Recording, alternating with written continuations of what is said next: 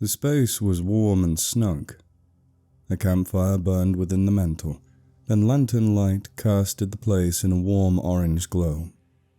A few servants walked about carrying drinks to tables, while a man stood behind the bar, wiping down glasses and the counter. Nobles chatted amongst themselves in quiet voices, either gossiping about others or the affairs of their roles, all of which was in contrast to the group of mercenaries sat in the back of the place. Bjorn let out a hearty laugh as Finn recounted a story of a certain scandal he'd remembered in his court, while Gunther found himself enraptured with the taste of his drink and its contents. He stared at Bjorn and Finn as they chatted, laughing along with them and staying quiet when they talked. Yet their companionship was nothing in comparison to his booze.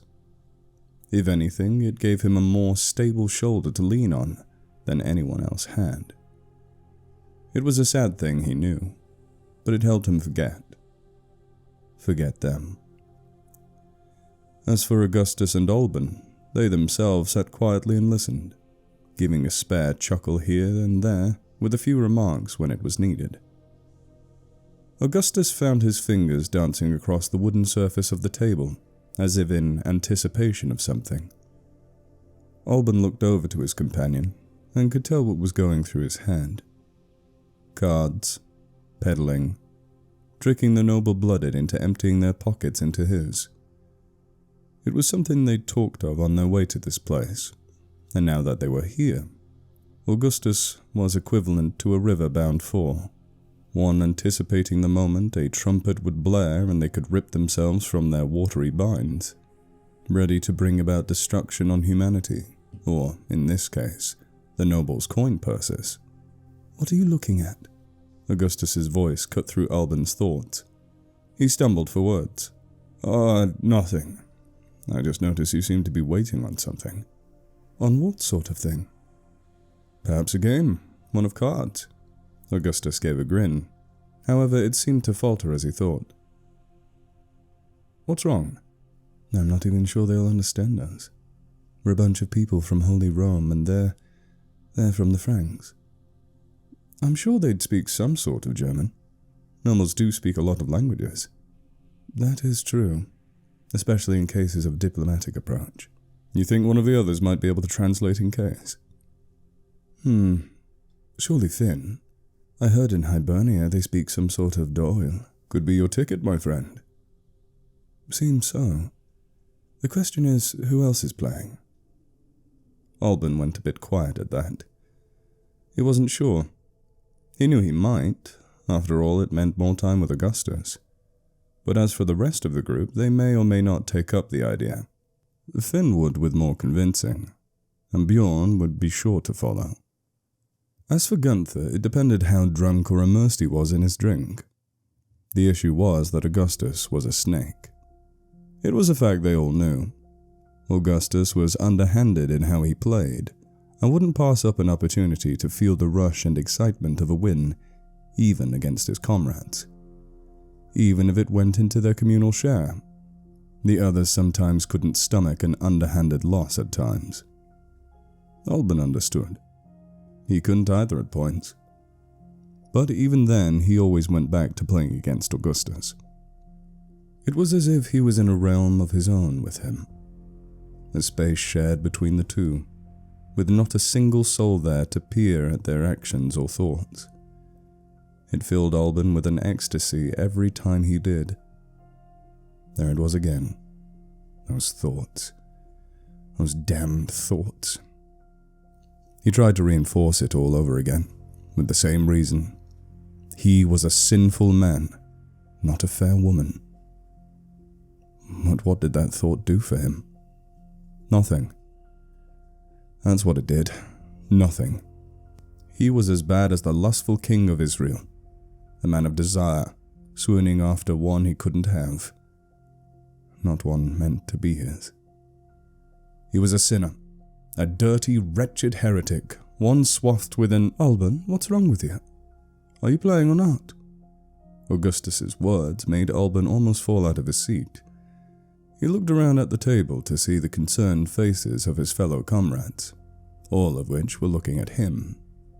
"Oh, yeah, I am," he responded. "You all right, my lad?" Finn asked.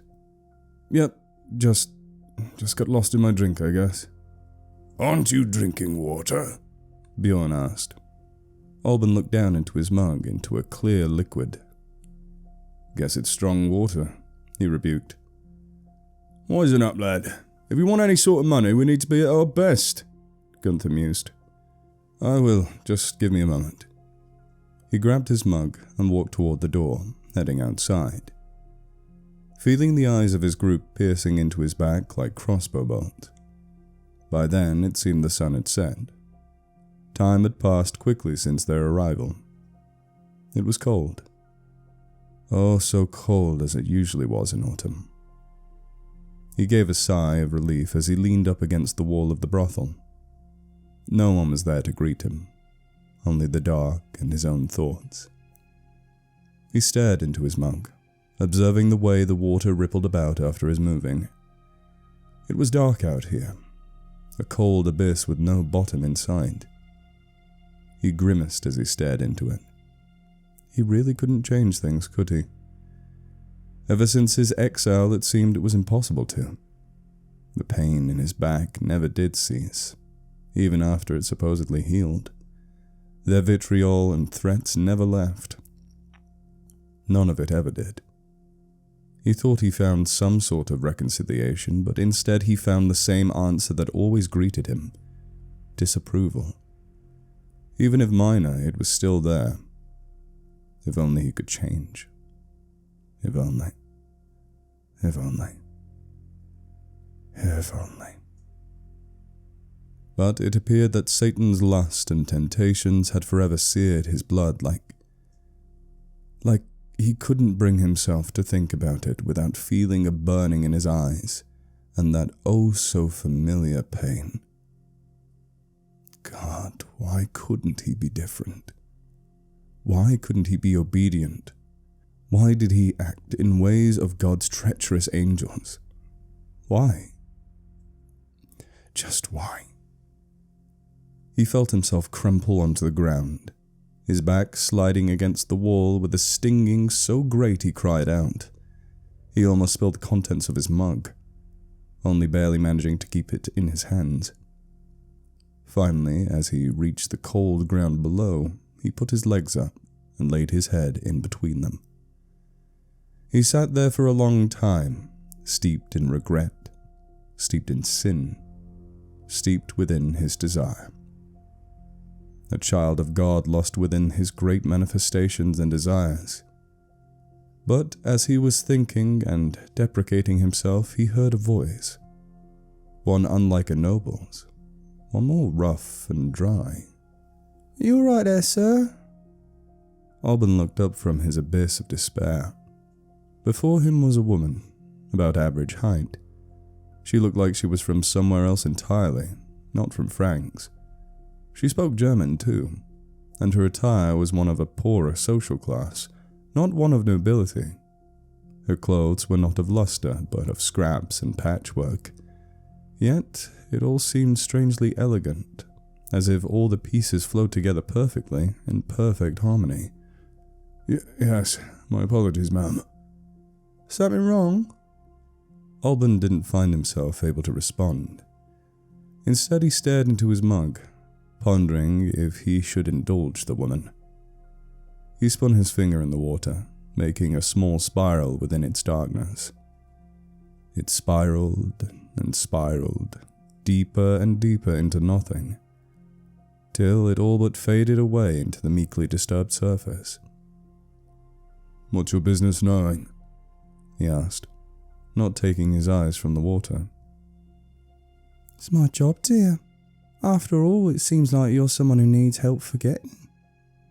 Her words carried a certain accent of purring warmth and lustful comfort that made Alban shiver. "I'm not sure what you mean, ma'am." His question was cut off. "A night of indulgence to your liking, good sir." She gave a grin. Her adamance radiated off her skin like his sin. He looked her up and down. Maybe this was his proof. Maybe this was the evidence he needed in his mind. A night of courtship with a woman as fair as her, one without the thought of men, nor their sin. All but embrace, all that was intended, all that the Lord envisioned, from the early days of Eden to the modern monarchs. How much? Depends. What are you looking for? Don't care what it is. Just something to help, I suppose. She seemed to cock her head. Well now, shall we proceed? Alban looked down at the water again. I have to finish this. I'll meet you upstairs when it's over. He threw the water of his mug to the side, emptying it all upon the dirt. Very well, she cooed before walking inside, closing the door behind her. Alban looked back at the ground. This is what you want. Courtship and a fair woman. Not him. He felt his hesitance, yet he pushed it down like stale alcohol. He turned his back to the ground, heading inside. He found himself entering the bar. He saw a large congregation of men around a table, some of which he happened to know. Here you are, Alban. Come here and take a seat. Gunther's voice was loud and drunken. He'd already had too much to drink. Alban couldn't help but feel the slightest pity for him. He walked over to the table, seeing a combination of the regal and vagabond, men of different calibers and playing fields. Men meant to say when and where to wage war, and men meant to fight and win the war. These were aristocrats, giants of wealth and men of pompous and plump exterior compared to the muscled and rigid bodies of the down-trotted dogs that lay before their feline gaze. Flea-ridden they were, compared to the groomed coats of their contemporaries. Alban sat in his chair and watched intently, as across from him sat what he tried to drown out. His sly figure tapping his fingers against the wood of the table, a charismatic gaze upon his face, eyes of firelight, dancing with desire much like his, yet for a non-living heart to which no soul truly belonged, shining bright trinkets that glittered and glistened within the firelight of wickers, much like the eyes of such men. Men that glittered within the sights of trinketry, and fell within the sea equivalent to their hoards. See, how could you lust after someone like him? He asked himself. Further proof to himself that somehow he could push down such desire. Yet as he looked into his gilded and shining eyes, he saw such charisma that melted his soul.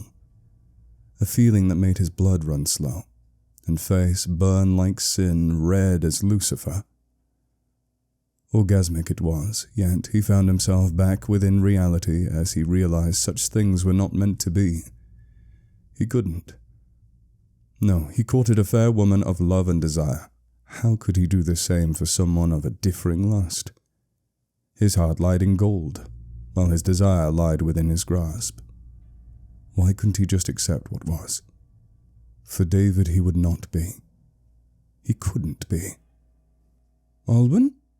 He almost jumped at Augustus's words, yet he kept some sort of composure amongst himself. Yes? Still there? Need you to focus? He tilted his head, as if motioning for such a thing. Of course. Just got a lot on my mind, you know. Doesn't hurt to share. Alban shifted uncomfortably. He felt a bead of sweat on the side of his face, slowly dripping down, sending a cold chill across the course of his arteries and veins, culminating at the peak of his spine. I'm not sure if I should be. We're in company. The last bit was spoken quite as if a whimper. Is something wrong? He couldn't produce any other words. His throat clogged with what could only be described as sharp stones.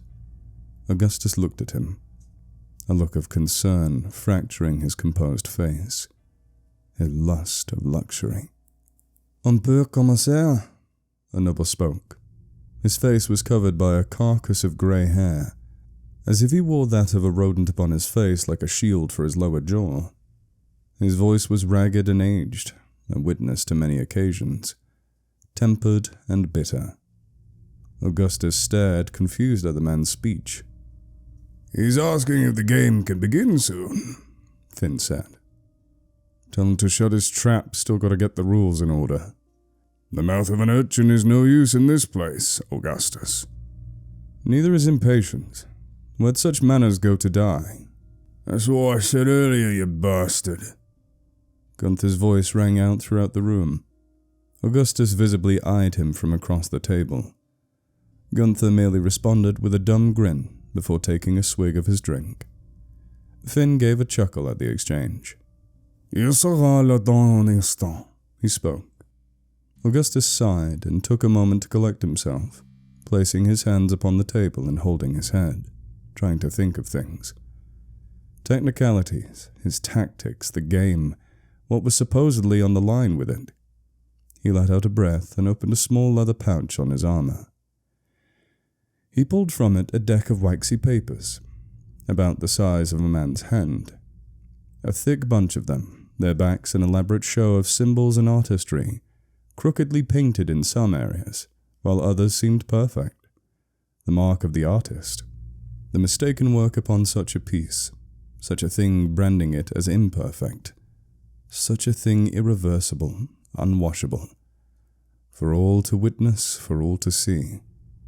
Alban watched the cards he placed upon the wood of the table with a quiet thump.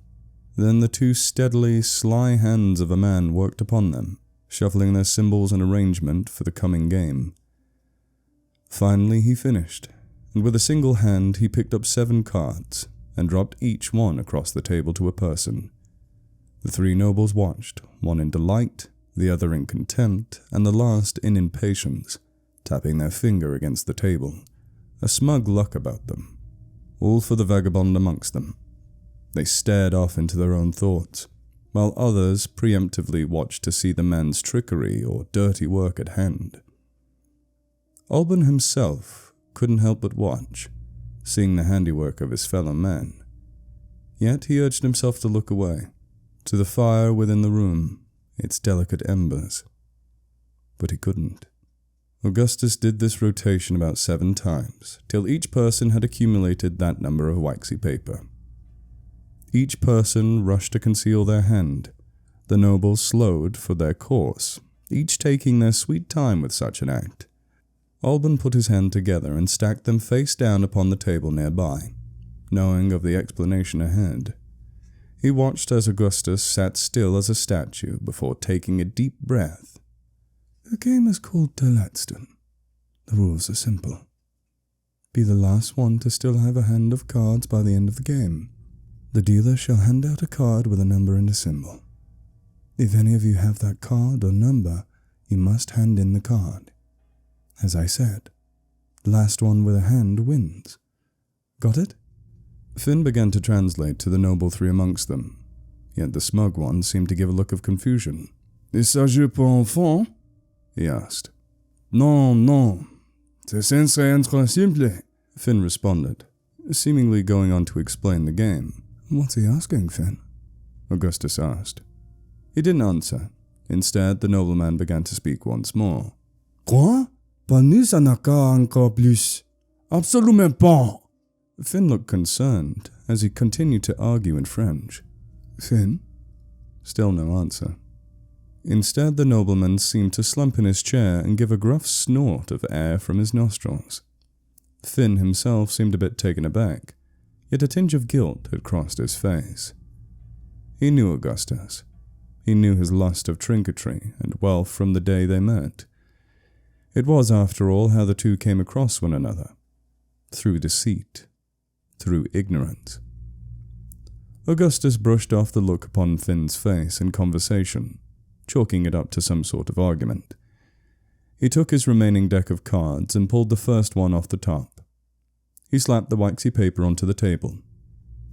It depicted a man slyly carrying 4 swords, with 2 plunged within the earth. 7 of swords, Augustus called. Everyone looked at their hands. Alban picked his up and finally took a good look at it. He held a card depicting a man amongst a series of large branches. holding one like a walking stick. A card with a series of naked men and women standing in coffins, singing in praise of an angel playing the trumpet amongst the heavens. A card depicting an old man with a walking stick and a lantern, standing aimlessly. His final one had an animal at each corner, and a wreath surrounding a naked woman in the sky. The cards perplexed Alban. They always had since Augustus and he first had played cards. Their artwork, so fine and trained, yet so imperfect. They were crafted elegantly, and with a large surplus of time. It made Alban wonder where Augustus had gotten them.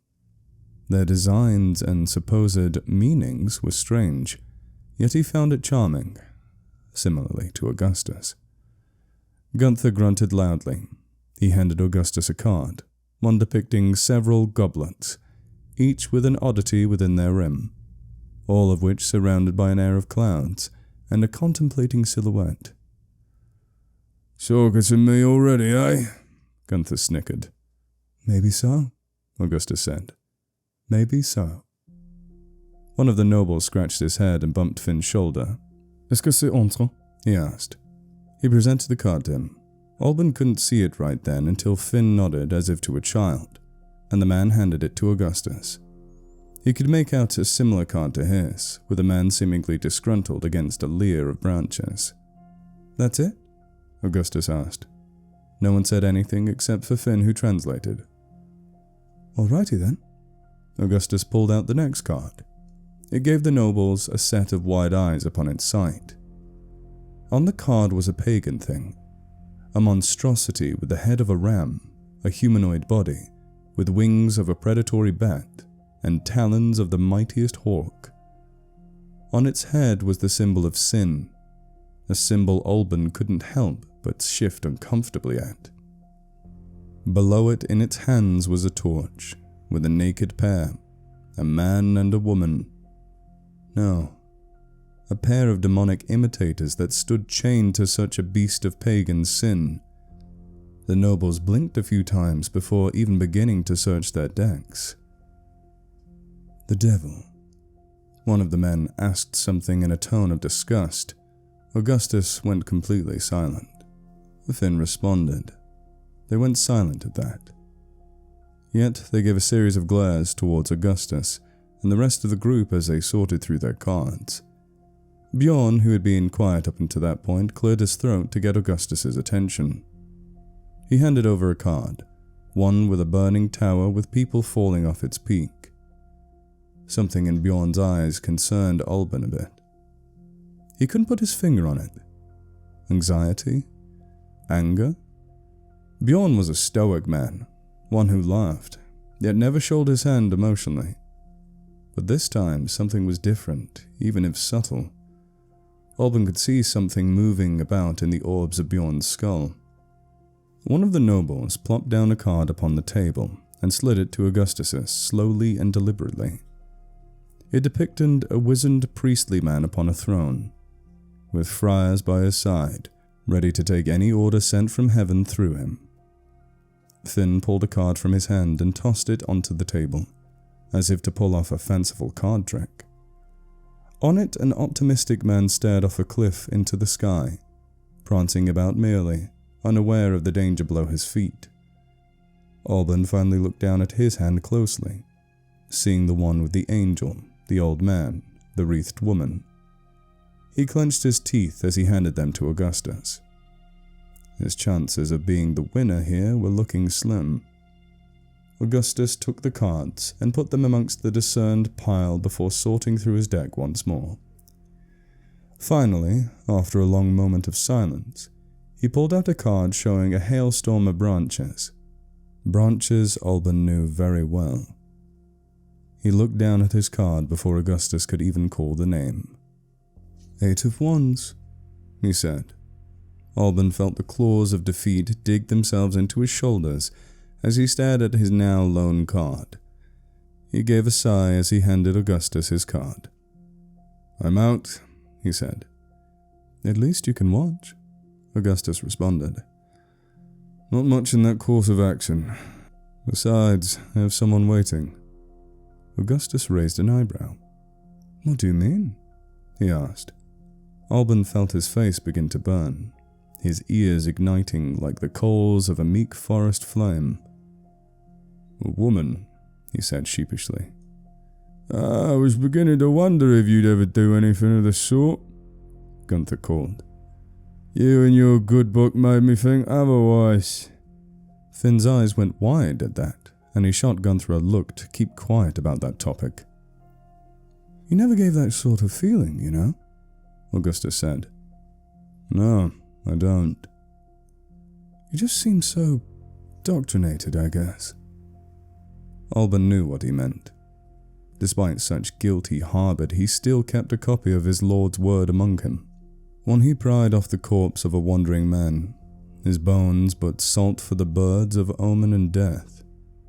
Within its pages he'd been told of adultery, what happens to men who feasted upon such desire and craving before they ever got the chances to exchange such holy and sacred vows of bondage. He knew that, yet he hadn't considered it. Well, He felt his body begin to cool itself. He couldn't think of a rebuttal. Is that what you wanted to talk about? Augustus's words struck Alban like a nail through his mind. Alban? Everyone was quiet.